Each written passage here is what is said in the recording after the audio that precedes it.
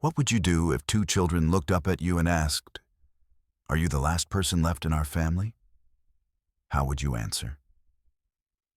Julian Carter was a wealthy, high-powered CEO who thought he had it all, until the day he saw two boys he'd never met, bearing a birthmark that only the men in his family ever had. From a single mark, a buried past begins to surface. From an innocent question, a world built on silence begins to fall, and something greater rises in its place. Stay with us until the very last second, because some families aren't born, they're chosen, day by day, with love, with trust, and with all your heart. The rain had a way of softening Portland's edges, misty, persistent, as if the city never stopped weeping. On this particular Thursday afternoon, it slicked the pavement outside Olive Street Children's Home, where autumn leaves clung stubbornly to the iron gate. Julian Carter stepped out of the sleek black SUV, brushing a drop of rain off the sleeve of his navy wool coat. His shoes barely made a sound on the stone path as he walked toward the entrance. He was here for 20 minutes, tops. A handshake, a signature, a donation for the winter program, just enough philanthropy to look human on paper. But even he didn't know why he had chosen to come in person. Inside, warmth met him like a sigh. The scent of tomato soup and lemon floor cleaner mingled in the hallway. Colorful crayon drawings lined the wall. Castles, superheroes, shaky stick figures labeled "Me and Mommy." "Mr. Carter," said the director, a woman in her 50s with kind eyes and the clipped tone of someone who had seen too many promises broken. "Thank you again for the generous donation. If you're not in a hurry, would you like to see the dining room? The children are having supper." Julian was already checking his watch when something in her voice, maybe in the stillness, made him nod. "Sure." She led him down the hall, where the muffled sounds of silverware and soft laughter grew louder. The dining room buzzed with life. Children with worn jackets and bright eyes hunched over trays, trading bites, whispering jokes, calling for seconds. He should have smiled, nodded, and kept walking. But then he saw them. Two boys, 7, maybe 8, sitting alone at the end of a table, whispering in voices too low to hear. They didn't laugh or beg for extra cookies. They ate with quiet concentration, their sweaters 2 sizes too big, their faces eerily calm for their age. Julian stopped walking. "Who are they?" he asked softly. "Leo and Miles Anderson, twins. They're not residents. They come after school while their aunt works at the hospital." "Anderson." The name hit him like a whisper from the grave. Julian's chest tightened. His brother, Andrew Anderson, had vanished 8 years ago after a tragic car accident. Nobody. Just a wallet, a twisted piece of metal, and a death certificate. It had never sat right with Julian. Not the silence, not the sudden end. He took a step toward the boys. As his shadow fell across their table, both heads lifted at once. Identical eyes. Identical stillness. "Hey," Julian said gently. "I'm Julian." "I'm Leo," said the boy on the left. "Miles," said the other, a faint scar above his right brow. Julian crouched to their level, a habit he didn't know he had. "Soup okay?" Leo shrugged. "Our aunt makes better. She's at the hospital today." He smiled despite himself. "You guys always eat this quietly?" Miles looked at his brother, then back at Julian. "We don't like crowds much." Julian noticed the sleeves again, too long, hiding their hands. "Those sweaters are a little big, huh?" "We're growing into them," Leo said with quiet pride. Then, as if the universe held its breath, Leo lifted his arm to scratch his cheek. And there it was, a crescent-shaped birthmark, deep brown, The same shape, the same position as the one Julian had. On his own wrist, the same one Andrew had. The same rare mark only men in their family carried. Julian froze, and when Miles stretched to reach a napkin, his sweater slipped too. Same mark, same shape, same place. His world tilted. "That's an interesting birthmark," Julian said slowly, voice dry. Miles glanced down. "Our dad had the same one." Julian swallowed. "What was your dad's name?" Leo answered without hesitation. "Andrew Anderson." And that was it. Julian stood abruptly, not from fear, but because he wasn't sure his knees would hold. He stepped back, breath shallow, memories crashing in his chest, like waves against a dam long held up by denial. These boys were real. They were blood. They were his brother's children. And somehow, no one had told him. That night, Julian couldn't sleep. He sat in his penthouse office high above downtown Portland, where glass walls turned the city lights into distant stars. Outside, the rain hadn't stopped. Inside, the silence screamed. On the desk before him lay a printout. 2 names in bold black font: Leo Anderson, Miles Anderson, age 7. Mother, Emma Lane. Father, Andrew Anderson. Status, deceased. Julian's fingers trembled as he traced the name Andrew, his brother. He remembered the way Andrew used to laugh, always half a second before the punchline, as if joy lived inside him, waiting to escape. He remembered the last phone call, short, vague. "I'm working things out, Jules. I'll explain soon." Then nothing. A month later, the police found Andrew's wallet near the wreckage of a car that had tumbled off a highway cliff. The body never recovered, just some blood on the seatbelt and a crumpled photo in the glove box. Julian had flown to identify the belongings. He remembered thinking the shoes weren't Andrew's size.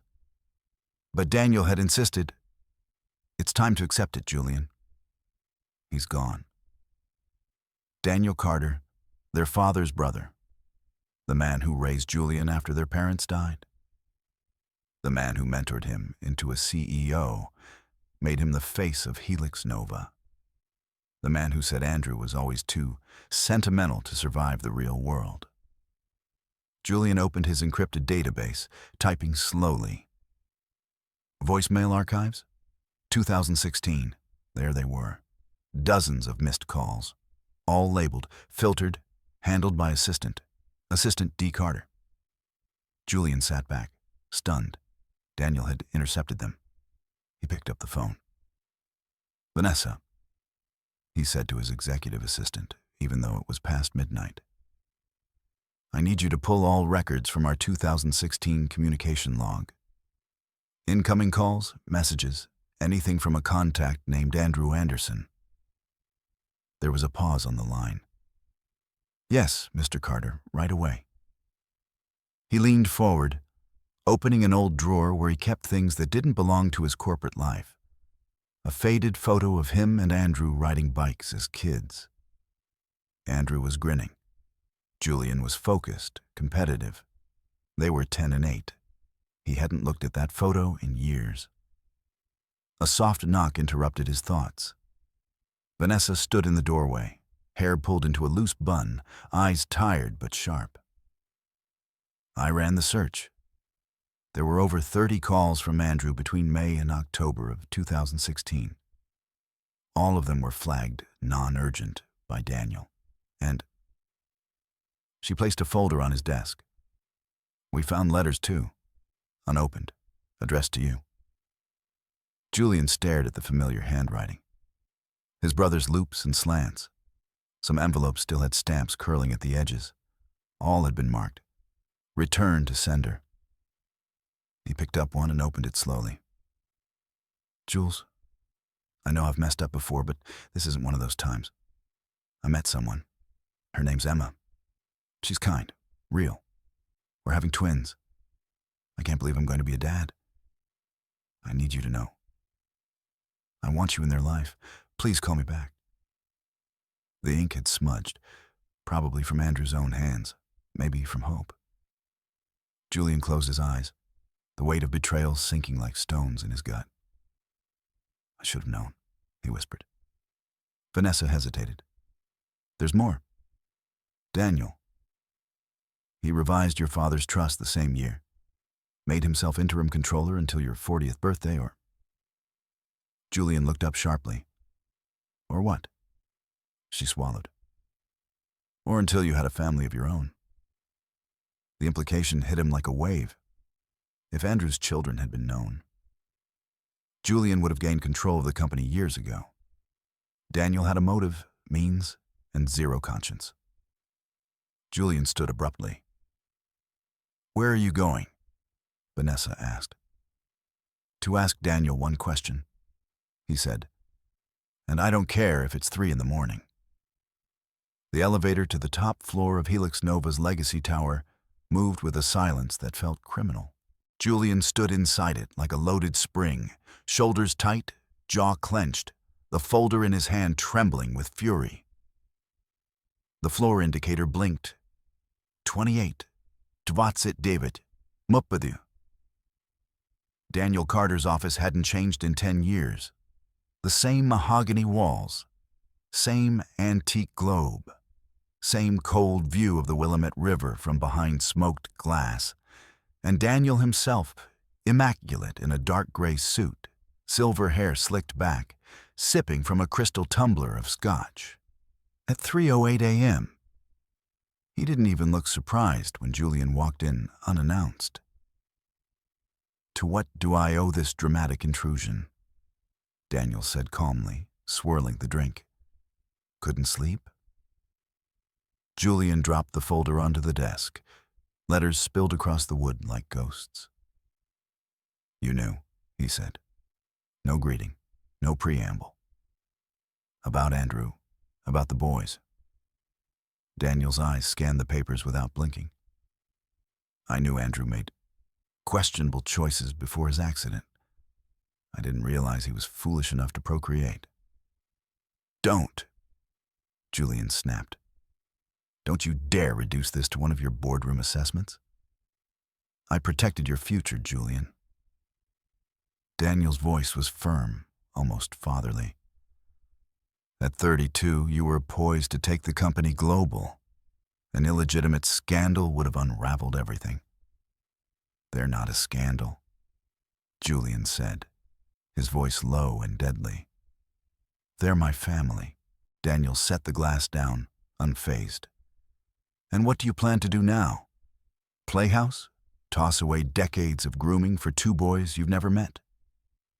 Julian's hands curled into fists at his sides. I met them, Leo and Miles. They looked just like Andrew. Same eyes, same birthmark. Daniel's mask slipped, just a fraction, but it was enough. You kept him from me, Julian whispered. You took away the last years of his life. He died thinking I abandoned him. That was his choice, Daniel muttered. Number, that was your plan. Julian stepped forward, towering over the desk. You intercepted his calls, returned his letters, told everyone he was unstable. You buried him before he was gone. I did what I had to do to protect the company, Daniel said, voice rising. Everything your father built, everything I built, you would have thrown it away chasing a runaway brother and some charity case children. Julian's breath caught. You mean your control? That's what this has always been about, hasn't it? Daniel's silence was confirmation. Then came the voice that had been silent too long, Julian's own resolve. I'm filing for guardianship of Leo and Miles, he said quietly. I'll fight for them. I'll be what Andrew never got to be. What I should have been all along. Daniel leaned back slowly, studying him with eyes that had long mastered the art of manipulation. You think a workaholic bachelor with 0 parenting experience can just walk into a courtroom and win custody of 2 traumatized children? I don't think, Julian replied. I know. He turned to leave. You'll lose everything, Daniel said behind him. The company, the board, the life you spent decades building. Julian paused at the door. When he turned, his voice was calm, but his eyes were burning. They're not the ones costing me everything, Daniel, he said. You are. The Anderson apartment was nothing like Julian's penthouse. It smelled like lemon soap, burnt toast, and something warm he couldn't quite name. Maybe safety. It was on the 3rd floor of a walk-up near Laurelhurst Park. Faded blue door, plastic wind chimes, a sticker that read, Kind people are my kind of people.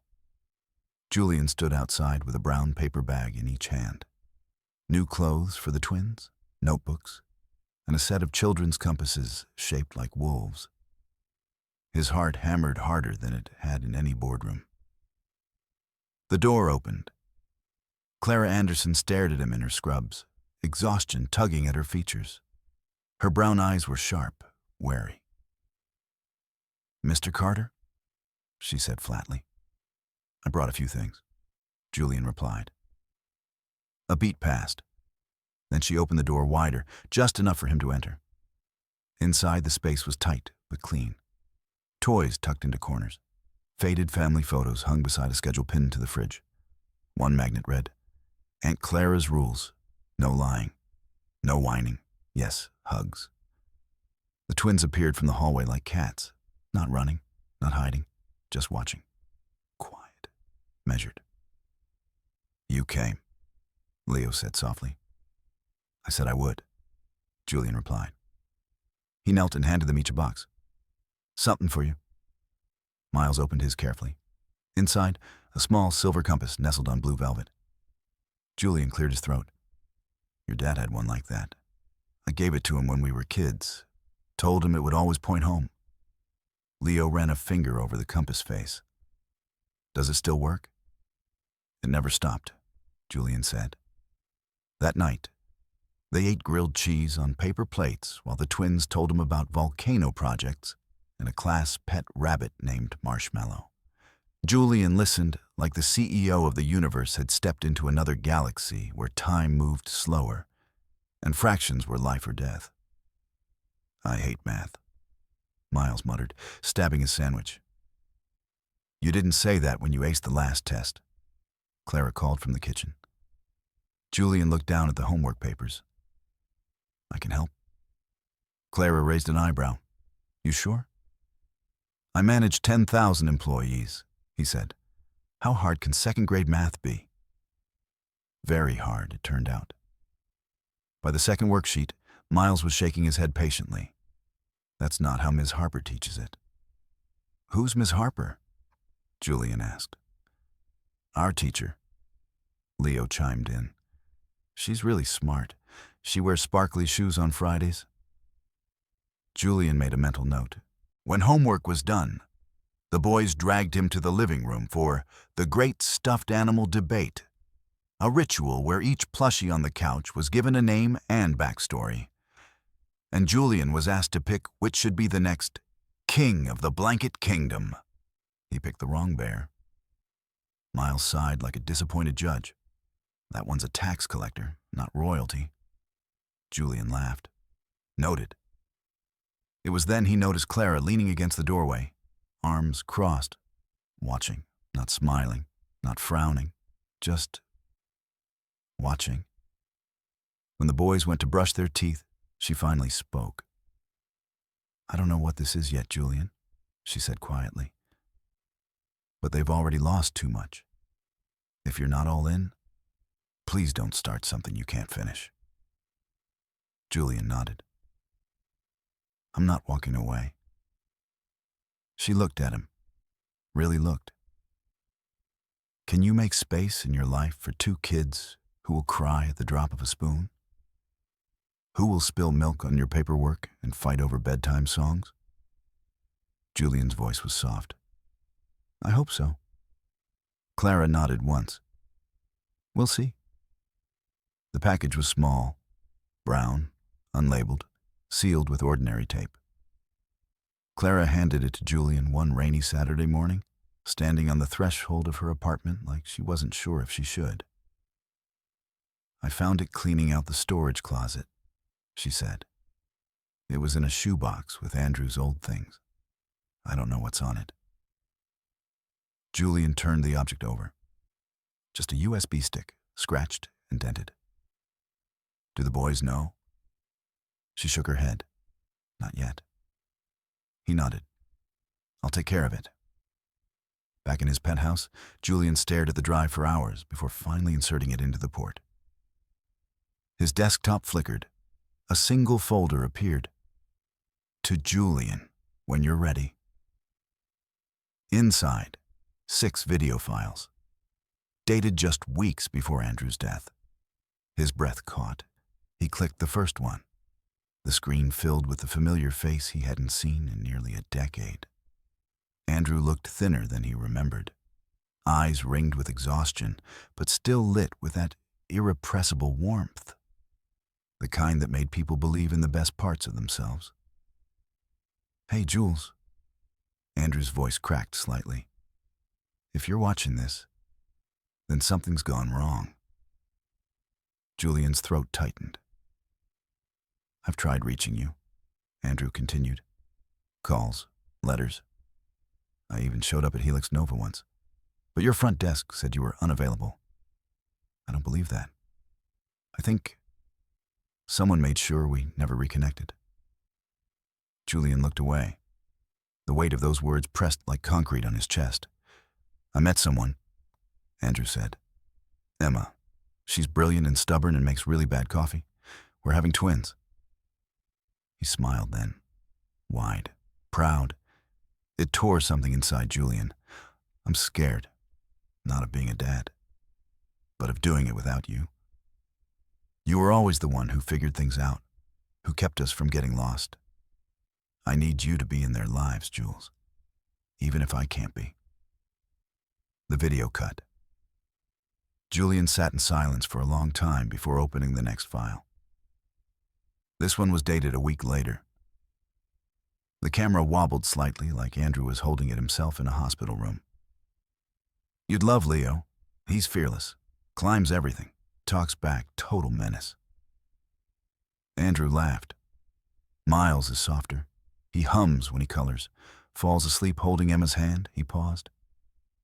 "I don't know how long I have. The doctors found something. It's not good."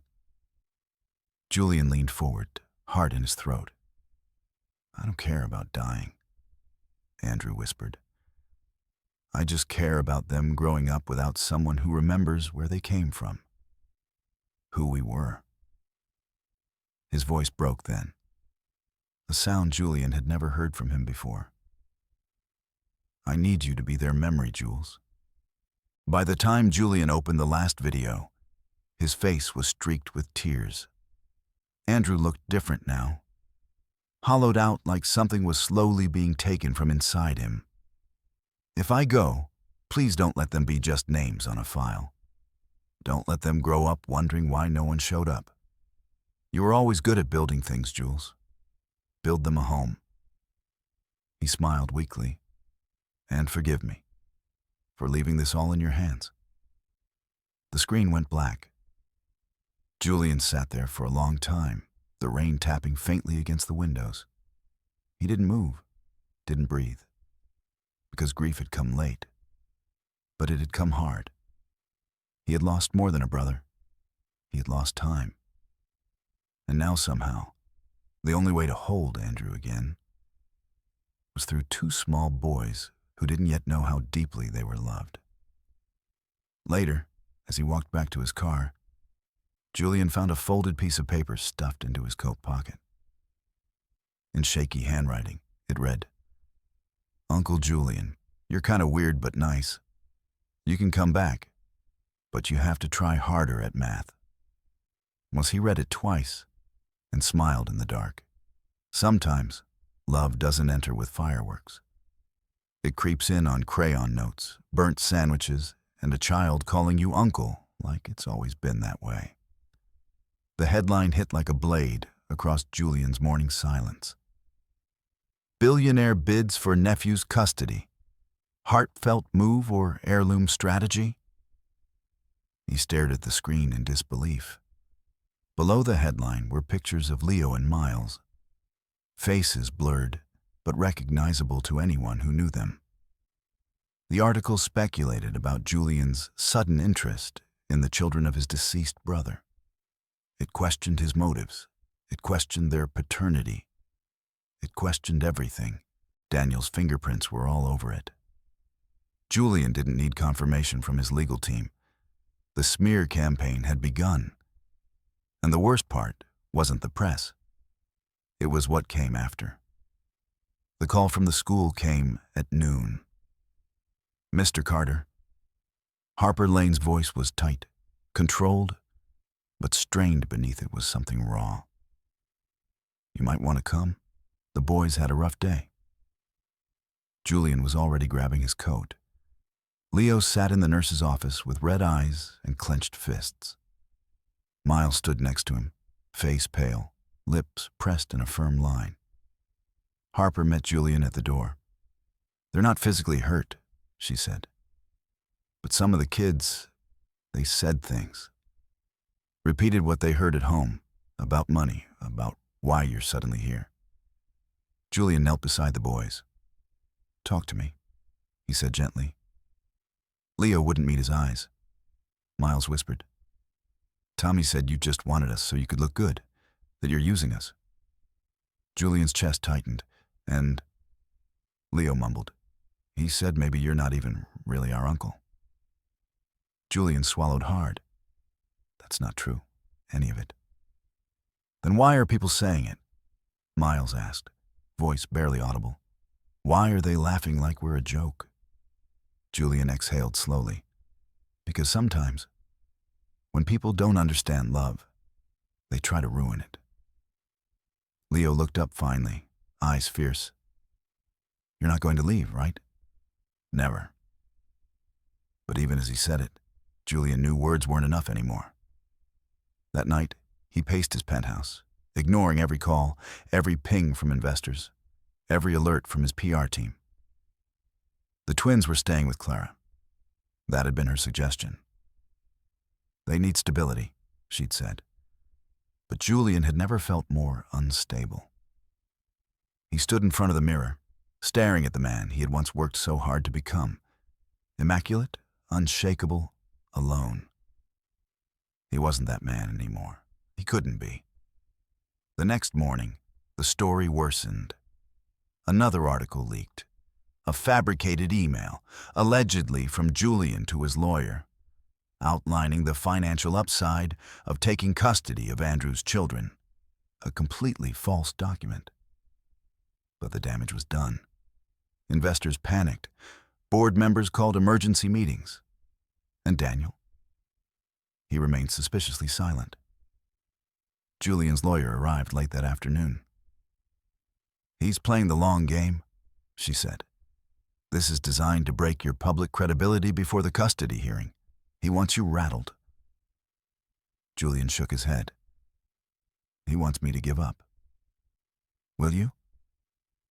Julian didn't answer. He arrived at Clara's door just after sunset. The boys were on the couch, curled up in matching pajamas, eyes fixed on a nature documentary. When they saw him, they didn't jump up. They just stared. He sank to one knee. "I know people are saying things," Julian said quietly, "and I haven't done everything right. I've been distracted. I've lost my temper. I've said the wrong things.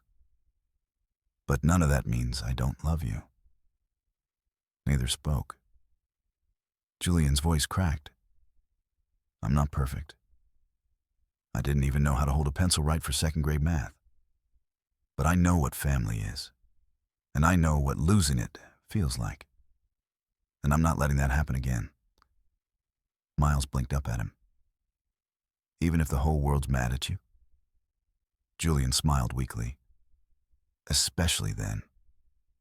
Leo reached out, wrapping his small arms around Julian's neck. "We're mad too, but we still want you." It was all he needed.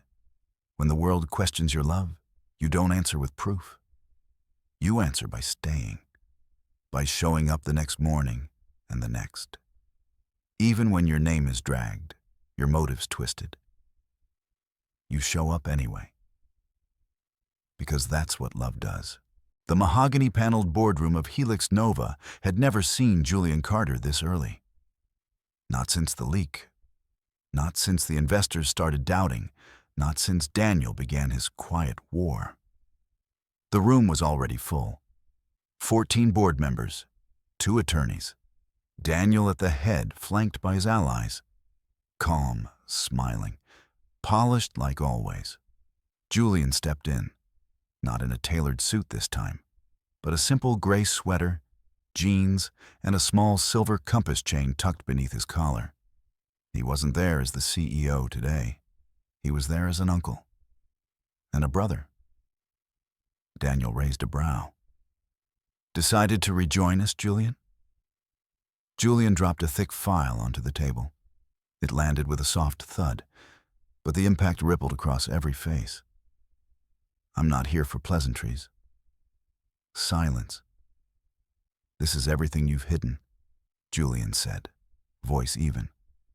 Every intercepted message from Andrew, every forged email was sent in my name, every investor you manipulated, every dollar funneled into shell corporations to retain your control. He turned to the screen behind him and clicked a remote. The projector lit up. First, spreadsheets. Then, surveillance clips, emails, call logs, and then, audio. A voice, Daniel's, clear, confident.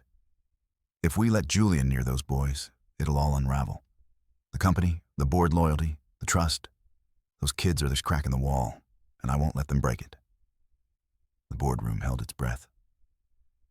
I was never the threat to this company, Julian said. He was. Daniel chuckled lightly, but the sound was brittle. How touching, he said. So dramatic. A man finds his brother's orphans and thinks he's a hero. Julian stepped closer. They're not orphans. They're my family. Daniel's mask cracked, just slightly. You think this will sway the board? He snapped. You think these people care about bedtime stories and birthmarks? I don't care what they care about anymore, Julian said. I care about the truth. He turned to the board. You all knew Andrew. He worked here before me. He created some of our earliest biotech models. But when he fell in love, when he stepped away to start a family, Daniel erased him. The room stirred. Ask yourselves, how many other truths has he buried in the name of protecting the company? A long pause. Then from the far end of the table, one board member stood. Eleanor Walsh, 62. Finance chair. Cold as granite, but fair. I once asked Daniel why we never considered Andrew's research for patent development, she said slowly. He said Andrew disappeared, became unstable. She turned to Julian. I think I'd like to revisit those files now. Others murmured in agreement. Daniel stood. This is absurd. The company will fall apart without centralized leadership. You think a man who plays house with second graders can manage a Fortune 100? Julian didn't even flinch. I'd rather lose a board seat than lose another brother, or another chance to do what's right. Silence. Then Eleanor spoke again. I motion to suspend Daniel Carter's executive privileges pending investigation. I second, someone else echoed. Hands went up, one by one, 12 in total. Daniel's face paled. Security entered moments later. Polite, firm. As they approached, Daniel turned to Julian, hatred sharp in his eyes. You have no idea what you've done. Julian stared back, calm. Yes, I've chosen them. That night, Julian didn't go back to his penthouse. He went to the Anderson apartment. Clara answered the door. Leo and Miles peeked from behind her. "You came back," Miles said. Julian crouched to their level. "I always will." The walls of Julian's penthouse echoed differently now. Gone were the framed stock awards and abstract modernism.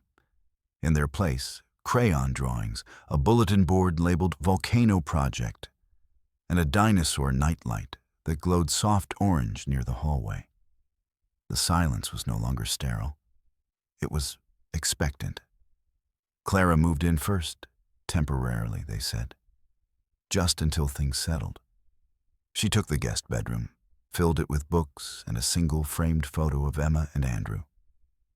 The twins got the study, converted into a shared room with bunk beds, a bookshelf, and a tiny dresser they immediately covered in space stickers. And Harper? She visited on Thursdays, at first. On Tuesday night, Julian found himself sitting cross-legged on the floor, arguing with a 6-year-old about the correct way to pack a lunch. "Peanut butter can't touch the crust," Leo said flatly. "That's the rule." "Who made that rule?" "Me. It's in the constitution of sandwiches." Clara laughed from the kitchen.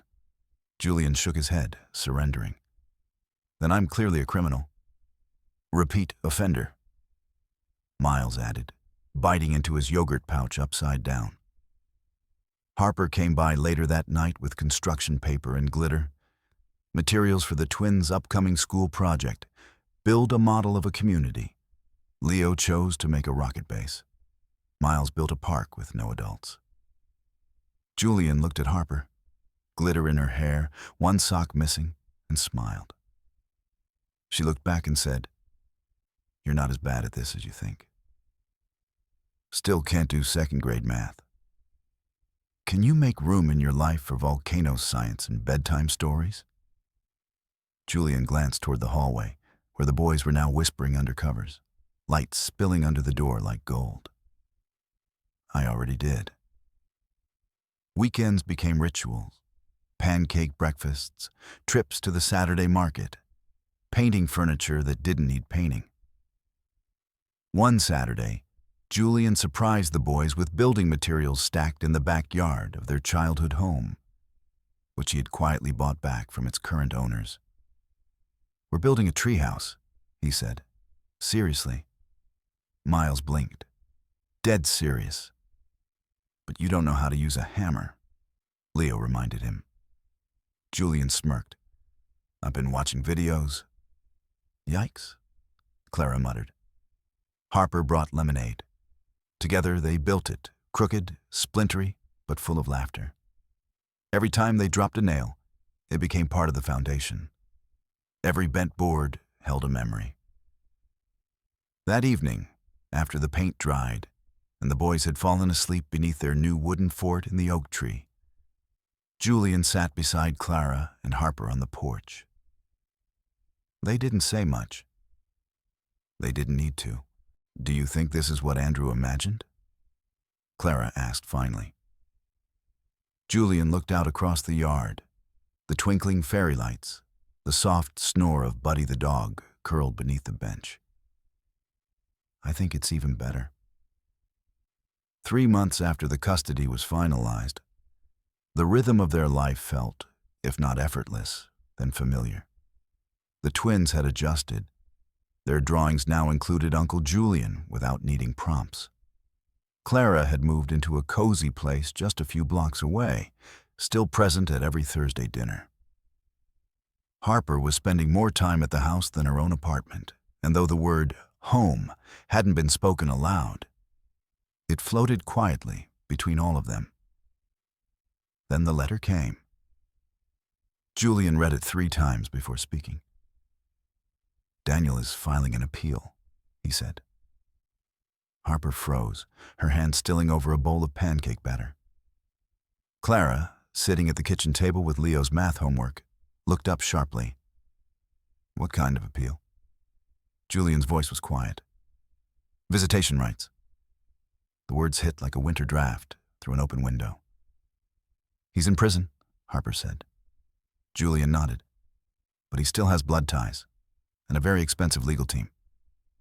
Clara stood, arms folded. He never cared about those boys, never asked about them once. What could he possibly want now? Julian didn't answer, but deep down, he knew. Control. Again. That night, he sat on the twins' bedroom floor as they constructed a Lego volcano. "Uncle Julian?" Miles asked casually. "What's an appeal?" Julian looked up, startled. Leo didn't look away from the plastic blocks. "We heard you and Aunt Clara talking." Julian hesitated, then told them the truth. "It's when someone who lost a court case tries to change the decision. Daniel wants to ask a judge to see you." Miles looked confused. "But we don't even know him." Julian nodded. "And you don't have to go anywhere, not unless you want to." The boys exchanged a long, silent look, their twin language. "We just want to stay here," Leo said. "With you, with everyone."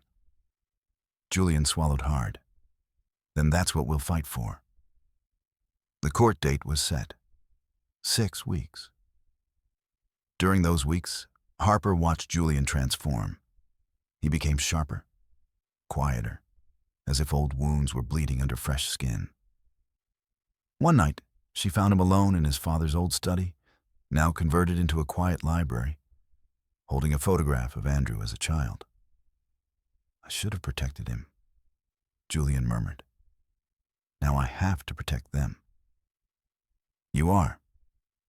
But what if it's not enough?" Harper reached out and turned his face gently toward hers. "You're not the man Daniel raised. You're the man Andrew believed you could be." At the hearing, Daniel appeared in an orange jumpsuit, hands shackled but smirking. His lawyer spoke first. "Mr. Mitchell acknowledges past tensions but asserts his rights as a great uncle. He believes these children deserve to know their full family history. Denying visitation is emotionally damaging." Clara's fingers tightened around her seat. Julian stood, calm but resolute.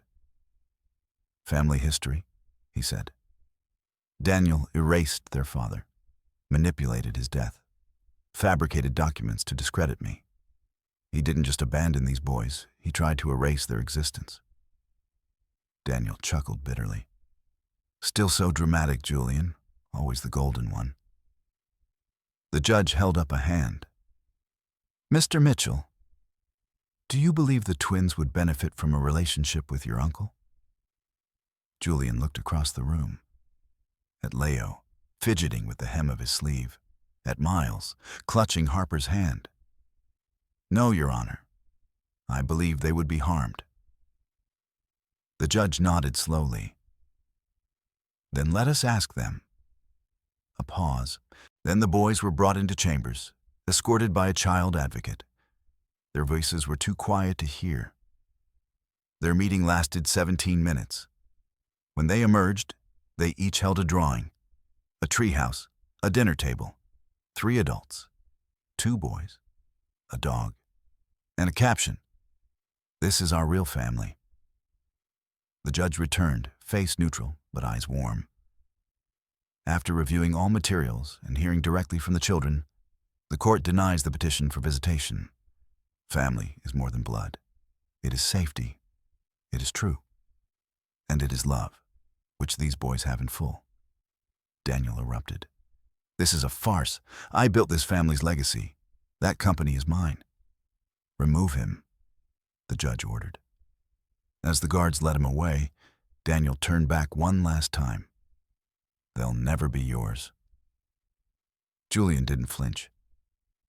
"They already are." That night, back at the house, the family gathered under the treehouse strung with lights. The boys sat on the roof with Buddy.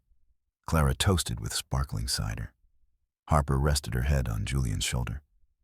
"You okay?" she asked. He nodded slowly. "For the first time," he whispered. "Yeah, I think I really am." The morning of their 10th birthday was quiet. Not the kind of quiet that feels empty, but the kind that feels full. like a held breath before a surprise, like light spilling through a window just before sunrise. Leo and Miles woke to the smell of chocolate chip pancakes and the sound of Buddy barking at a balloon that had somehow floated to the ceiling. Julian stood in the kitchen in pajama pants and an apron that read, "Pancake CEO." Clara sat on the counter sipping coffee, rolling her eyes. Harper set the table humming softly, barefoot, smiling. Everything looked right. There were gifts, of course. Books, a telescope, Lego kits, a framed picture of their first treehouse. But the last gift came wrapped in brown paper, tied with twine, and no name. Just the words, written in pen. "For when they're ready." Julian knew that handwriting. Andrew's. He had almost forgotten this box, the one found in an old storage bin months ago. They'd saved it for today. The twins sat on the floor, side by side. Leo untied the string. Miles peeled the paper slowly. Inside, a worn leather compass. 2 baby bracelets from the hospital. A photo of Andrew holding both boys, eyes tired but full of joy. A flash drive, labeled, "For Leo and Miles, your dad." Julian swallowed. "Do you want to watch it together?" he asked gently. Both boys nodded. He plugged it into the TV. The screen lit up.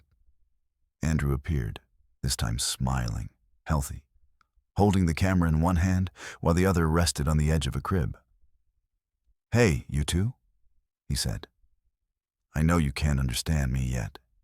You're about 5 days old. But someday you will." He laughed softly. "You'll ask about who your dad was, and I don't want someone else to tell that story. I want it to be me." He talked for 10 minutes about how Leo kicked in the womb like a little boxer, how Miles held onto his brother's hand before either of them even opened their eyes, how their mother, Emma, was fierce and soft all at once, and how, if anything ever happened, you'll find someone. He'll look too serious. He'll wear a suit even when he doesn't have to. He'll pretend he doesn't know how to smile. But you'll make him remember. The screen went dark. No one moved. Julian wiped his eyes with the sleeve of his sweater. Harper touched his hand.